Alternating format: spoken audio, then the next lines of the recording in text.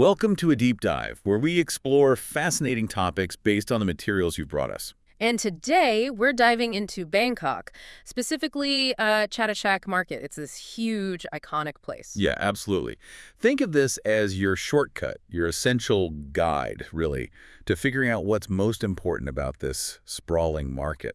We're aiming to pull out the must-sees, the must-eats. Definitely. How to get around, which sounds like a challenge in itself, and what a day there might actually look like. Exactly. We've got a good stack of insights here painting a really vivid picture. So our mission, if you will, is to unpack it all, give you the core knowledge you need to appreciate Chatuchak. Okay, let's jump right in then.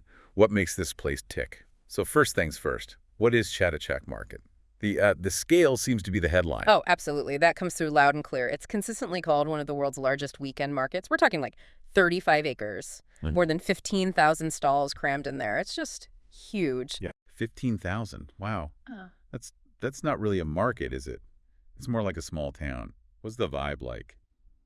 The atmosphere? Vibrant is the word used most often. Energetic. Maybe even a bit chaotic in a good way. Okay. Yeah, you've got crowds, locals really shopping hard, tourists looking around, just this constant buzz, bargaining sounds, music playing somewhere. It's a full-on sensory experience. And weekend market obviously points to Saturday and Sunday being the main days. Primarily, yes. That's when everything is absolutely humming, the whole place is open. But I saw something in the materials. It's not only weekends. That's right, yeah. There are these interesting little exceptions. Friday evenings, like from 6 p.m., that's apparently more for wholesale buyers. No. Oh. And if you're into plants, that whole section has its own schedule, Wednesday and Thursday, roughly 7 a.m. to 6 p.m. So, yeah, different vibes depending on the day. It sounds like it's much more than just a place to pick up souvenirs, though. The materials seem to stress its importance. Definitely. It's positioned as this vital spot for everyone, locals grabbing everyday stuff, travelers looking for unique finds, all because the variety is just insane. But beyond that, the writings really highlight its economic role, supporting countless families, being a major engine for the local economy. It's woven into the fabric of Bangkok life. Now, thinking about that size, getting there might seem intimidating, but the information suggests it's actually quite straightforward. Oh, good. Because Bangkok traffic has a reputation, doesn't it? What's the best way via public transport, according to the materials? Yeah, definitely avoid the traffic jams if you can. The top recommendations are the BTS SkyTrain, that's the elevated train get-off at Mo Chit Station, or the MRT subway, the underground, to Chatuchak Park Station. Okay. Both of those stations are, like, right there. Super easy walk to the market entrances. And wasn't there another MRT stop mentioned? Yes, good catch. MRT Kamphaeng Feet Station. That one drops you off on a different side, closer to something called the Red Building. We can talk more about that later. Got it. And cost. Timing for these trains. Pretty standard city transit, really. They run roughly 6 a.m. to midnight every day. Fares are very reasonable, like 15 to 52 Thai baht for a ride, something like that. Or you can grab an all-day pass. It's definitely framed as the smart way to go. What about taxis or tuk-tuks? Still an option. They're options, for sure. Taxis, tuk-tuks, Grab, they're all available. But yeah, the materials give a strong warning about traffic. It can be gridlock, especially on weekends. So public transport, much more predictable. And parking. Probably a nightmare. Well, there is a parking area mentioned near BTS Mo Chit. Open long hours, 5 a.m. to 1 a.m., and supposedly free. But, and it's a big but, the info stresses it fills up really fast. So probably not something to rely on unless you're there at the crack of dawn. Okay, so you've made it. You're standing at the edge of this labyrinth of goods, this treasure trove. Yeah. How do you even start? What are the key areas the materials point out? Right, it's huge, so having a bit of a plan helps. The writings break it down into zones. Section 7, for instance, that's flagged for art and handicrafts. Okay, like what kind of stuff? Think handmade jewelry, beautiful Thai silk scarves, those colorful lanterns you see, intricate wood carvings. And the point is made, buying there directly supports the local artists, which is great. That is good to know. Any other really unique sections that stand out? Well, sections 13 and 14 get a mention as Pet Alley. It's definitely unique. Descriptions mention tropical fish, cats, dogs, even exotic birds. It's a site, but there's also a note about, responsible buying if you're tempted. Maybe one to just walk through quickly then. Is there anywhere a bit calmer? Yeah. Section 3 is the plant and gardening area that's described as a sort of peaceful escape. Lots of exotic orchids, succulents, cool pots, gardening gear. A nice change of pace. And for history buffs or vintage hunters? Section 26, Antiques and Collectibles. That's where you might find rare coins, old cameras, vinyl records, traditional Thai amulets. It's described as kind of stepping back in time. Really good for finding something genuinely unique. You mentioned the Red Building earlier, Yeah. near one of the MRT stations. Yes. That gets a specific shout out too. Good spot for vintage clothes, more antiques, just generally interesting finds. Seems like a curated area within the larger market. Beyond those specific zones, what else is there? It sounds like you could find almost anything. Pretty much. The descriptions mention paintings, ceramics, books. There's even a specific bookstore named Bnagkok Bookstore for secondhand reads, clothing, accessories, handmade jewelry again, textiles, bags, you name it. But the real advice seems to be just wander, explore the little side lanes, the swa. That's where the hidden gems are supposedly found. Getting a little lost is part of the adventure. Okay, my favorite part, the food. The materials are very enthusiastic here. Bangkok and Chatuchak are called a paradise for food lovers. I can imagine. A melting pot of culinary traditions sounds about right. So what are the absolute must-eat highlights based on these writings? Well, the best part is the sheer amount of street food everywhere, and it's generally super affordable. The recommendation is definitely to try a bit of everything, but some specific things get rave reviews. Lay it on me. Coconut ice cream from a place called Coco JJ. It's served right in the coconut shell with the flesh, and you can get toppings like corn and sticky rice. Corn on ice cream. Okay, interesting. What else? Savory stuff. Definitely. Paella from Viva 8. They cook it in this enormous pan. It's quite a spectacle. Often served with beer or sangria. Then there's braised duck noodles, Chatuchak duck noodles, or a place called Prini are mentioned. Sounds amazing. Tender duck, rich broth. They even suggest getting a bowl with a big drumstick. Duck noodles. That Yeah. sounds incredible. Any other legendary bites mentioned? Oh, yeah. Roasted pork with honey glaze from Pork Me Samantha. The description literally says eating it is like seeing God. Wow. Okay, that's a strong endorsement. Right. And boat noodles, too, from Mrthenakos and Boat Noodle Chatuchak. Really intense, flavorful soup, tender pork or beef. And the tip is to add crispy pork rinds on top. Okay, my mouth is watering now. Seeing God, pork, boat noodles. Beyond these superstars, what other general street food is common? All the classics you'd expect. Grilled pork skewers, that hat yai-style fried chicken, loads of fresh fruit, Thai iced tea, of course.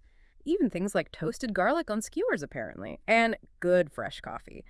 And obviously you'll find pad thai and mango sticky rice everywhere. Oh, and fresh juices, perfect for the heat. It really sounds like the food is integral to the whole Chatuchak vibe. Totally. The materials emphasize how street food is just deeply part of Thai culture and history. Eating your way through the market is a key part of the experience, a way to connect, and, bonus, it saves you money. It really adds to that buzzing energy. Which brings us neatly to cost. Affordability seems to be a recurring theme in the materials, both for Chatuchak and Bangkok generally. Yeah, that comes across strongly. The phrase very decent value for money traveling is used for Bangkok overall. And how does the market itself play into that? Well, prices at Chatuchak are explicitly noted as being much more affordable than regular tourist shops. A big reason for that is the bargaining culture. It's expected, you know? The vendors are generally open to negotiation. So it's genuinely a place to hunt for bargains. Absolutely. It's flagged as a great place to haggle for clothing, accessories, handicrafts, things like silk, leather goods, jewelry are mentioned specifically. And like we just said, the food is incredibly budget-friendly. Delicious meals for not much cash. Plus, getting there is cheap, too. Exactly. Those BTS and MRT fares are really low. So the overall impression is, look, you could spend a lot if you go wild buying antiques or something, but fundamentally the market offers loads of options for affordable shopping and eating. Great value. The materials don't give like a strict daily budget figure for Bangkok, but Chatuchak is definitely presented as easy on the wallet. Okay, let's pull this all together. Based on everything we've discussed from these materials, if you've only got one day at Chatuchak, what's the game plan? The main advice seems to be go early, especially on a weekend. Beat the worst of the crowds, get your bearings before it gets super packed. Or that Friday evening wholesale time could be a different kind of experience, maybe less crowded in some ways. All right, so you're there early. Where do you even begin in that massive space? The suggestion is maybe target a section you're most interested in first, like head for the art section or antiques or the clothing areas. But also embrace getting a bit lost. Wander down those narrow swa that seems key to finding the really cool stuff. And staying cool and hydrated is vital, I assume. Oh, totally essential. Regular stops for fresh juice or water are a must. Look for spots with mist fans, find some shade. It gets hot and humid. You gotta pace yourself. And make serious time for food grazing. Absolutely critical. Don't plan on one big sit-down meal. The idea is to sample lots of things. Grab that coconut ice cream, try a small bowl of boat noodles, get some of that seeing God pork, maybe a few skewers. Taste the variety. What about fitting in those unique spots, like the pet alley or the plant section? Yeah, if you're interested and visiting on the right day for the plants, definitely build in time for a quick look. They add another dimension to the market. And popping into the red building for vintage stuff is a good idea too. How about wrapping up the day? If you stick around into the late afternoon or early evening on a weekend, the vibe might shift a bit as things wind down or maybe gear up for the night in some areas. You could grab a final snack or a drink, maybe that Viva 8 place with the paella. And the materials give a little nod to Or Torkor Market, which is nearby, mainly food-focused if you somehow still have room or want a comparison. So let's bring it back to the listener. Why does this deep dive into Chatuchak actually matter? What's the real takeaway?